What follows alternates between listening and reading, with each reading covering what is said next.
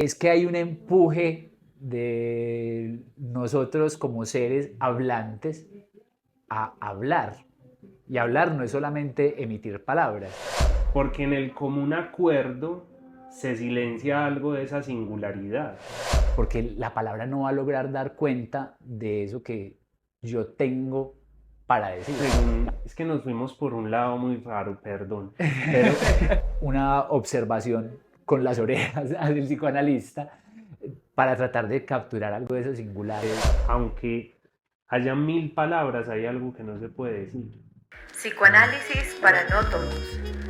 Bueno, bienvenidos a un nuevo capítulo de nuestro podcast Psicoanálisis para no todos. Estamos de nuevo David Tamayo, Juan David López. Tuvimos hace unos días, meses, no sé, semanas. Hace un tiempo, Hace un tiempo. cuando ha publicado.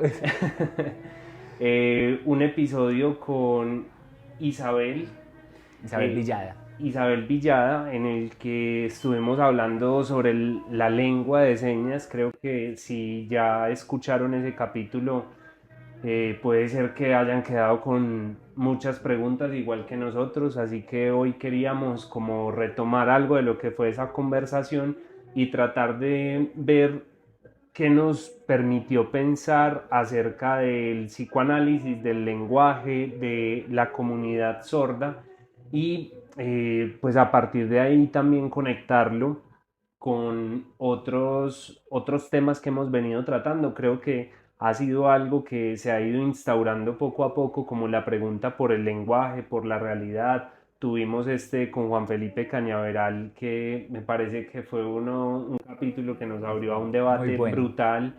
Así que si por casualidad llegan a este episodio y no han escuchado el de las vanas palabras y la esquiva realidad, y lo real del lenguaje, o el de Isa, pues pausen inmediatamente esta reproducción, vayan a escuchar esos otros capítulos, no van a entender nada.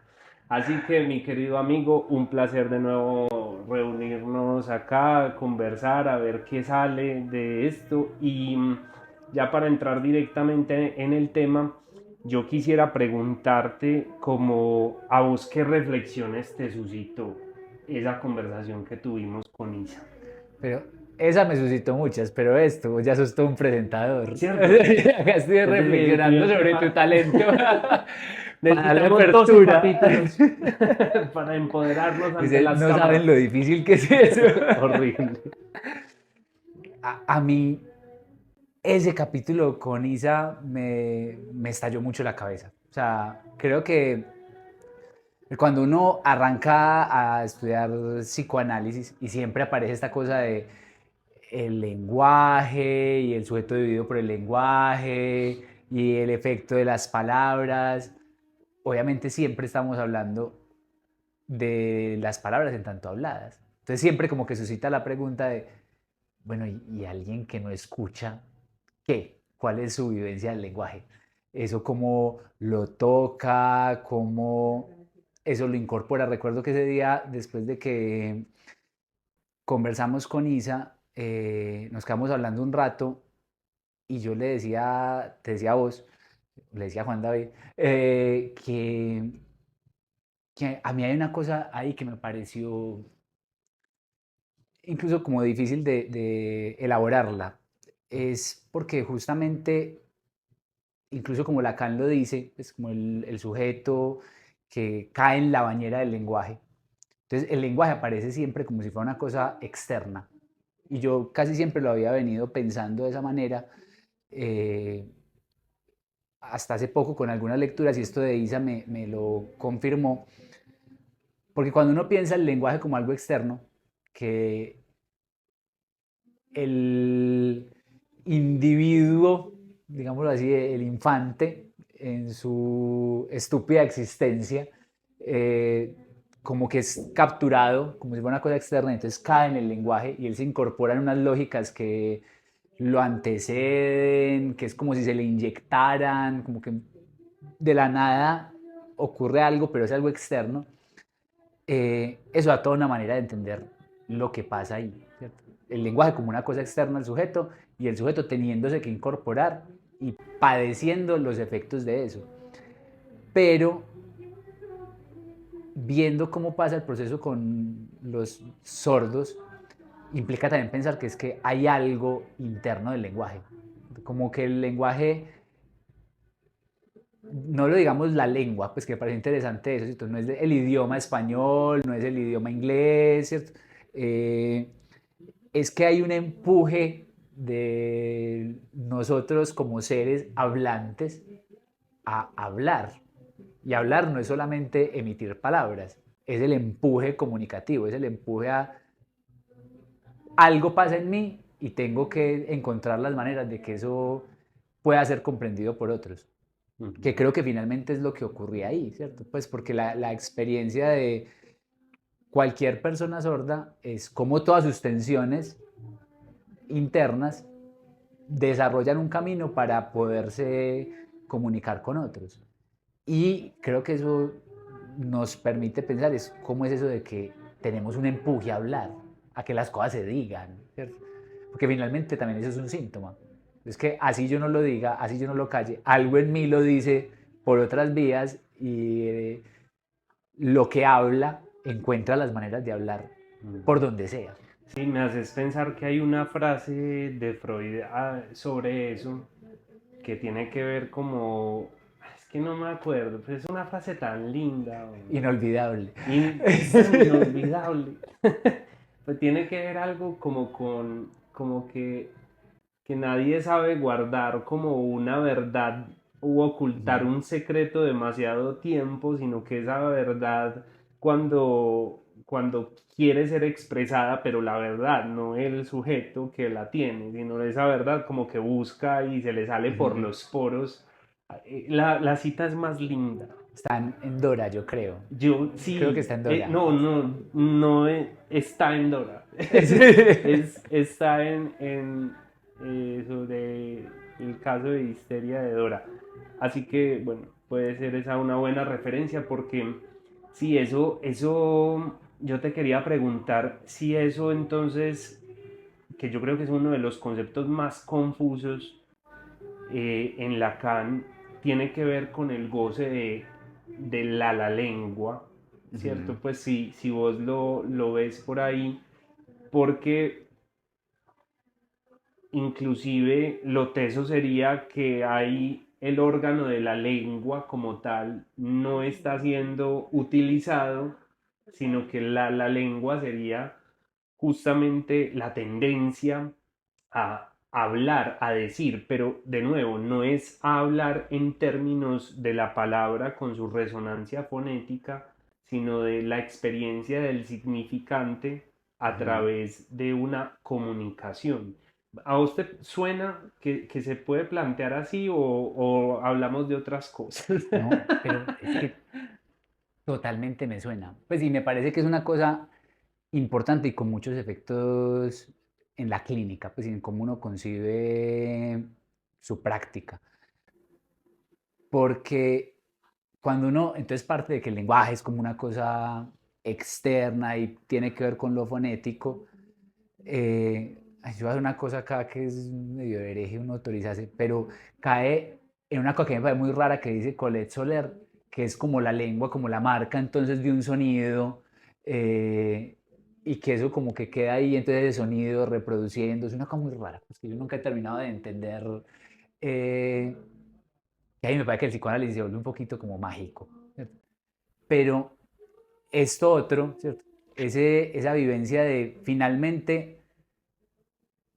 hay un libro de un español de apellido Marina que se llama La selva del lenguaje, que él cuenta cómo hay ciertas investigaciones de cómo antes de la palabra es como que ya se abre un campo para el concepto. O sea, ya hay algo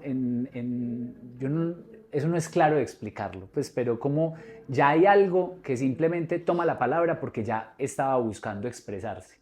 Y la palabra simplemente llega a una tensión interna y sirve para expresar cosas. Que ¿Eso qué consecuencias, por ejemplo, tendría? que si yo tengo una tensión interna, porque es mi experiencia individual de algo que se quiere expresar, y tomo algo que es colectivo, una palabra que todos escuchamos, quiere decir que la experiencia del lenguaje mía es únicamente mía. ¿Sí o qué? Sí, sí. Ujú, sí, Que eso sí. finalmente es lo que dice Lacan de la lengua. La lengua es el particular uso del lenguaje de cada sujeto al margen de lo que digan los diccionarios, al margen de el uso colectivo, como esa persona se sirvió de esa palabra para representar ciertas cosas que a él le ocurrían, que necesitaban ser dichas. Eh, ¿Eso que nos quiere decir? Nos invita a algo que también hemos conversado en algún momento, a no comprender. Mm. Porque la palabra en sí misma no me está dando cuenta de la vivencia de esa persona, lo que esa persona está logrando expresar ahí.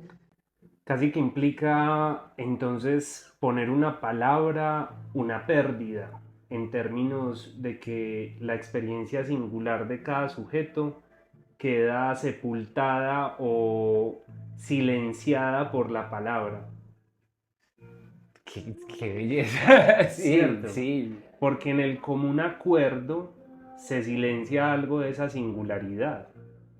Cuando yo utilizo esa palabra y me sumo a la colectividad, en ese punto yo estoy perdiendo algo de esa experiencia singular del lenguaje para mí. Sí, porque las palabras no alcanzarán nunca a dar cuenta de eso para el otro. Entonces, que digamos que por ahí uno podría entonces pensar, así lo digo en borrador, cómo eso es la castración, ¿cierto? Sí, Pues como ese total. uso de la palabra ya me implica estar castrado, porque la palabra no va a lograr dar cuenta de eso que yo tengo para decir. La palabra es limitada en ese sentido. Y fenómenos sencillos y muy cotidianos terminan teniendo que ver con eso. Pues es la sensación que uno tiene que tenía cosas para decir y que nunca lo alcanzó a decir todo. Como que, hay algo que uno siempre siente que no le va a poder transmitir al otro, que las palabras no logran dar cuenta de eso, porque digámoslo así, las palabras no son el lenguaje. Hay una cosa que está previa, que creo que es cuando Lacan inventa ese término de la lengua, es porque el lenguaje no alcanza a ser un concepto que dé cuenta de lo que ocurre ahí, como toda la experiencia del habla. Del goce del hablar, del goce de hablar, ¿o no? ¿Cómo entendés vos eso? Pues en términos de que eso, pues según, es que nos fuimos por un lado muy raro, perdón, pero, pero es que me intriga mucho ese concepto, porque yo cuando he escuchado hablar de lo del asunto del goce de o del goce del laleo, ¿cierto? Y de la lengua, eso siempre me ha llevado como a pensar, pues no me ha llevado a pensar, siempre lo ejemplifican así, como el bebé, el neonato que incluso disfruta del gagueo, disfruta del laleo, que disfruta de los juegos fonéticos, del grito, por ejemplo, Emitir sonido. de emitir sonidos, de escuchar algo y solamente por lo auditivo ahí ya hay un intento de réplica. Entonces por eso hablo como de ese goce que puede estar, que no es propiamente, porque claro, es que yo creo que lo más teso que a mí me quedó de esa conversación con Isa fue como de verdad tenemos que repensar completamente qué estamos entendiendo por el lenguaje. Porque Total. uno entonces empezaría a pensar, ¿no? El lenguaje tiene que ver con las palabras, con las normas de, por ejemplo, la gramática. No, estamos hablando de una experiencia del lenguaje que no tiene palabras, tiene señas y las señas se vuelven significantes. Entonces eso también es una ruptura muy grande porque uno normalmente cuando se aproxima a la teoría lacaniana dice, ah, no, entonces el significante es igual a palabra o representación. No, Que no, que no. no. Ese capítulo nos muestra que no, eso no se puede entender así porque estaríamos desconociendo toda la otra dimensión asociada a la experiencia del lenguaje que tiene que ver es más con esta suerte de, o no sé si es correcto decirlo necesidad, pero a mí me suena que es un empuje, ¿cierto? Que de hecho, si nos remitimos como al niño, el niño grita, porque hay algo en su experiencia corporal que pareciera que se unificara en esa voz e irrumpe, ¿cierto? Y grita porque, ajá, no, Cae una tensión y hay hay una que hacer tensión algo y con hay él, hay que que descargar. descargarla fonéticamente se diría, bueno, sí, pues como en términos, sí, fonéticos, pues ahí hay un grito, ¿cierto? Pero que además lo descarga con todo su ser, pues porque el niño no Sí, solo grita, ¿cierto? sí, Pues el sí. grito es una cosa del cuerpo entero. Ujú. Sí, entonces creo que a eso me estoy refiriendo con el asunto como del goce de hablar, pero yo estoy entendiendo ya después de esto que hablar no quiere decir palabras. Ujú. No sé si tal vez entonces, si nos volvemos quisquillosos, podría decir comunicarse, ¿cierto? Un grito es comunicación, no necesariamente. Digamos que ahí es donde yo también veo que, claro, el grito es un grito y hay un grito y no hay nadie quien acoja ese grito y lo vuelva significante. Ese niño no va a entrar en toda esta lógica del lenguaje, ¿cierto? Eh, entonces, creo que también es ahí donde se ve la pertinencia de pensar en ese otro que hace con ese grito, cómo lo traduce, desde dónde lo interpreta, en qué medida lo vuelve demanda y lo acoge como una demanda, o si lo acoge como demanda y rechaza esa demanda, que Ujú. también es una posibilidad, porque ahí Y ya le dice, estamos. cállese, usted sí Sí, pide. no, pues, o simplemente el perdón, pues estas cosas pasan en el mundo, va, lo envuelven en una bolsita y lo dejan en el basurero, ¿cierto? Es decir, que ahí ya lo que estamos viendo es que es en esa operación donde el significante entra en juego, en donde ya estamos en el orden de la interpretación, estamos en el orden del lenguaje, de la cultura y por ende alejados del instinto, ¿cierto? Entonces a mí, por ejemplo, me gustó mucho eso que nos enseñó Isa, como de verdad la lengua de señas es otra manifestación del lenguaje con unas claves muy distintas que a mí me parecieron absolutamente poéticas y hermosas, con una sensibilidad increíble para poder captar unos detalles, porque no sé, pues, no las recuerdo todas. eh, entonces, El como lo del inconsciente. el inconsciente, Así, pero pues, además con caras. Es como, no era así, ese está contenido, eso era como, acá, sí. Estaba como el alma y el espíritu que subía como más, algo así, no me como que acuerdo. viene como así. Sí, ay, yo no sé, bueno, pero unas cosas como de una sensibilidad muy, muy interesante que además lograban hacer una relación con el mundo de lo visible, que quizás quienes tenemos las palabras no nos hemos podido fijar en eso de una manera tan detallada. Pues a mí eso de verdad me pareció como también algo muy bello de pensar, cuál es la relación entre la lengua de señas y el lenguaje poético. Que yo no sé si el poético, porque yo lo pensé por otra vía, me pareció un lenguaje muy metonímico. ¿Cierto? Ujú. Eh, para quienes no sepan de pronto qué es la metonimia, es como la definición más sencilla, es como tomar una parte por el todo, ¿cierto? Pues como entonces decir, ese hombre no puede ver una falda y lo que está diciendo es una mujer, así no sea una mujer con falda, ¿cierto? La falda como una pequeña abstracción de la mujer y ahí está la mujer toda en la falda.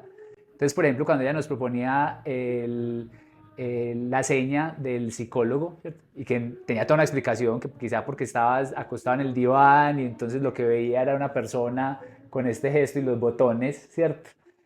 Mira como un gesto, toman una pequeña parte del todo y que sería el que lo representa todo. Entonces me pareció como hipermetonímico, lleno Ujú. de imágenes, que Qué eso sería nota, lo poético, me lo encanta. que lo acerca a la poesía, pero lleno de metonía, o sea, como una capacidad de observar, y me pareció precioso eso de cómo la comunidad sorda te saca tu seña, y son ellos quienes te señan, eh, Y te enseño. y te enseñan, Y es a partir de una observación, donde vos entonces estás haciendo parte de la comunidad, todos te miran y se fijan cuál es como el rasgo tuyo que te puede capturar, que finalmente además es muy cercano a lo que uno termina haciendo también en un psicoanálisis, ¿cierto? ¿Cuáles son esas señas como que vamos depurando de todo ese lenguaje, de toda la colectivización que implica la palabra y todo el engaño que nos propone como de creer que nos estamos entendiendo y creer que somos eh, plenos a la hora de hablar con el otro, pues plenos en el sentido de transmitirle todo y que hacemos parte de una comunidad y que no, pues, o sea, cómo eso se va depurando, depurando, depurando hasta unas cuantas cosas que tendrían que ver con esa experiencia más propia. Sí, Y sí, creo que eso es lo que se pone mucho en juego en esa comunidad. sí, pero aún así, y eso me pareció brutal para ejemplificar algo y es, de todos modos, falla. Como siempre. Exacto. Es decir, porque uno, con lo que estabas diciendo, uno podría decir, no, entonces, no sé, pues podría, llevándolo al extremo, pues, uno podría decir entonces que es un tipo de comunicación que logra dar cuenta de lo real y lo que ella nos transmitía es como inclusive hay desavenencias o hay equívocos en las señas porque no hay un lenguaje Para universal. todos, ¿cierto? Exacto. Es decir, como que ni con señas, ni con palabras, ni con metonimias, ni con metáforas, finalmente se logra traducir, mira cómo podemos enlazarlo con lo que estabas diciendo, finalmente también en la seña hay un silenciamiento de la singularidad del goce del hablante, de Que esa relación con el lenguaje. ¿Sí? Pero si me sí, entendiste ahí, sí, como sí, esa sí. parte, porque se pierde, siempre hay algo que resta.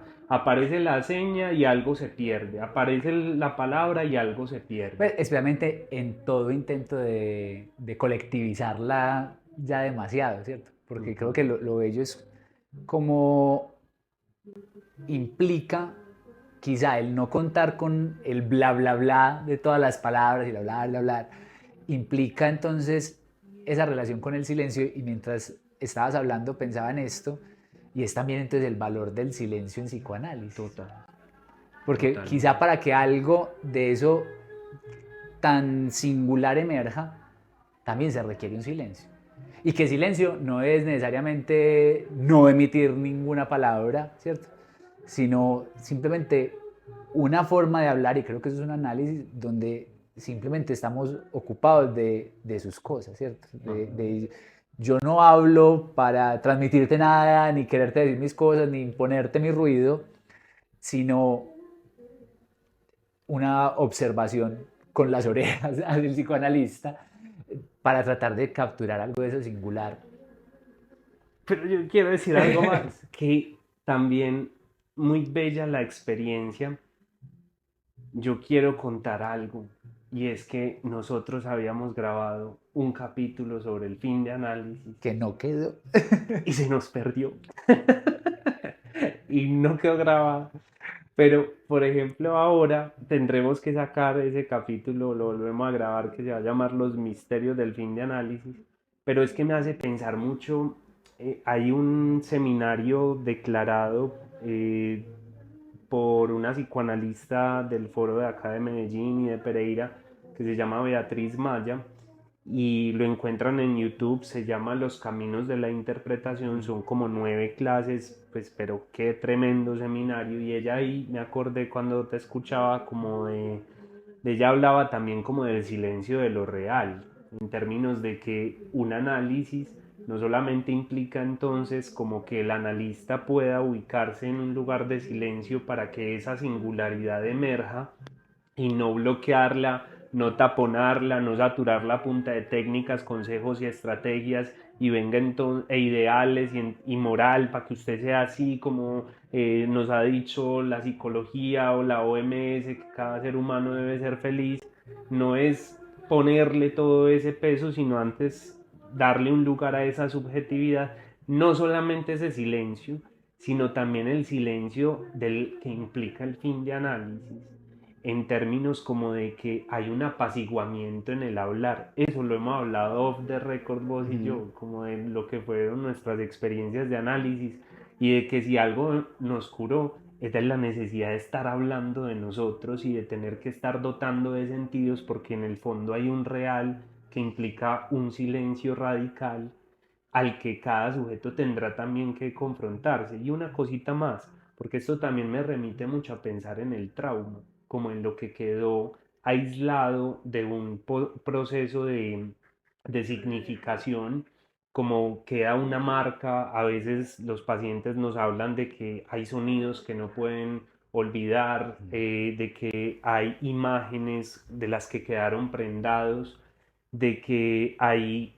sueños que a veces tienen un carácter traumático por lo disruptivos que fueron y que no los pueden olvidar, y que parte del análisis también es como que cada sujeto pueda poner una palabra sobre eso, que lo pueda dotar de significado, pero que en el fondo, al final de un análisis, se pueda coger el silencio de que aunque haya 1000 palabras, hay algo que no se puede decir.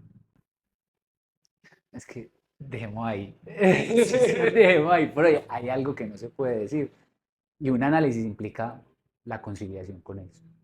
Bueno, como siempre, un placer. Un gustazo. Ojalá les haya gustado. Escríbanos a Psicoanálisis para No Todos. Nos han escrito varias personas. De verdad que valoramos mucho lo que nos dicen. Así a veces no les respondamos tan rápido como quisieran. Pero es una novedad. Por lo menos para mí. El flaco es muy experto en esas cosas de las redes. Pero de verdad, escríbanos, interactuemos por ahí, que ha sido una experiencia muy interesante todo lo que ha venido pasando con Psicoanálisis para No Todos. Entonces, muchas gracias por escucharnos. Bueno, hasta luego. Chao. Psicoanálisis para no todos.